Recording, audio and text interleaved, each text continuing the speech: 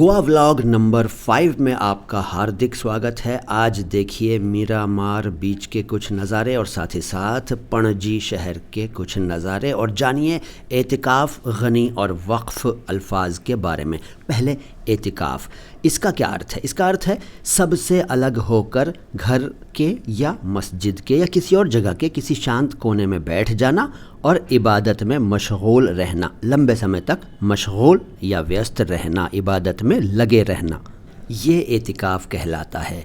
Example है, रमज़ान के महीने में मेरे दादाजी एतिकाफ़ में बैठते थे। वैसे आप लोगों ने भी देखा होगा, अक्सर अगर रमज़ान के महीने में मस्जिद में जाएं या कुछ लोग घरों में भी बैठ जाते हैं, एतिकाफ़ में बैठ जाते हैं, सबसे अलग होकर, खामोश होकर घर में किसी कोने में या मस्जिद के किसी कोने में बैठ जाते हैं और एक निर्धारित समय तक, कुछ दिनों तक वो वहाँ बैठकर इबादत करते रहते हैं चुपचाप। तो एतिकाफ़ हुआ ये। एतिकाफ़ के बाद गनी, गनी का मतलब है अमीर, दौलतमंद, धनी, बड़ा, जो किसी का मोहताज ना हो और दूसरों की ज़रूरतें पूरी करता हो, गनी। वैसे अल्लाह का भी एक नाम है गनी। इसका एक सिंपल एग्जांपल सुनिए, वो दिल का बहुत गनी है। इसके बाद अच्छा हाँ, ये नाम भी होता है, गनी लोगों का नाम भी होता है। फिर है वक्फ़। वक्फ़ का मतलब है ठहराव, ठहरना, रुकना, व्यस्त और रोकना भी इसका एक अर्थ है। इसके अलावा समर्पित कर देना वगैरह, बहुत सारे अर्थ हैं इसके। कुछ एग्जाम्पल बताऊंगा आपको तो आप अच्छी तरह समझ जाएंगे। वैसे आपने वक्फ़ शब्द सुना ज़रूर होगा, कई बार आपने वक्फ़ प्रॉपर्टी ये टर्म सुना होगा। होता क्या है कि प्रॉपर्टी को कुछ नियमों के अधीन समर्पित कर दिया जाता है। पहले कर दिया जाता था, अब तो लोग कम ही वक्फ़ कर रहे हैं।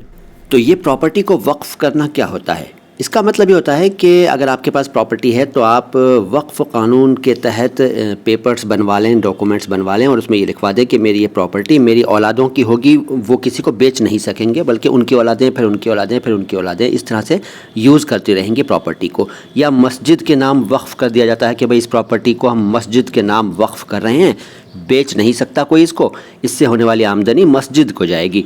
या कुछ लोग मदरसे को भी वक्फ़ कर देते हैं प्रॉपर्टी, पहले कर देते थे, अब तो ये बहुत ही कम हो गया है। अच्छा, इसके एग्जाम्पल सुनिए। मेरे नाना जी ने अपनी पूरी जायदाद मस्जिद के नाम वक्फ़ कर दी थी। दूसरा एग्जाम्पल ये हो सकता है कि उसने अपनी पूरी ज़िंदगी समाज सेवा के लिए वक्फ़ कर दी है। जी हाँ, इस तरह से भी इस शब्द का इस्तेमाल है। पूरी ज़िंदगी के लिए उसने ये प्रण कर लिया है कि मैं अब समाज सेवा में ही लगा रहूँगा, समाज सेवा में ये ज़िंदगी गुजारूँगा। तो उसे कहते हैं कि इस इंसान ने तो अपनी पूरी ज़िंदगी समाज सेवा के लिए, खिदमत खल्क़ के लिए वक्फ़ कर दी है। ये जो आप बोट देख रहे हैं, ये पानी पर बहता हुआ कसीनो है। वहाँ पर गोवा में कसीनो हैं, बहुत सारे लोग वहाँ जाते हैं। तो वक्फ़ की बात हो गई। तो आज आपने एतिकाफ़, गनी और वक्फ़ शब्दों के बारे में जाना। किसी और शब्द का अर्थ या उसका उच्चारण जानना चाहें, हिंदी या उर्दू के किसी भी शब्द का, तो कमेंट बॉक्स में लिखिए। वीडियो को लाइक कर लीजिए, चैनल को सब्सक्राइब कीजिए। मैं हूं मोइन शम्सी, चैनल है माय हिंदी माय उर्दू। देखते रहिए। हिंदी और उर्दू दोनों भाषाओं के शब्दों के शुद्ध उच्चारण को एक साथ समर्पित यूट्यूब का एकमात्र channel my Hindi my Urdu. सलाम हिंदुस्तान।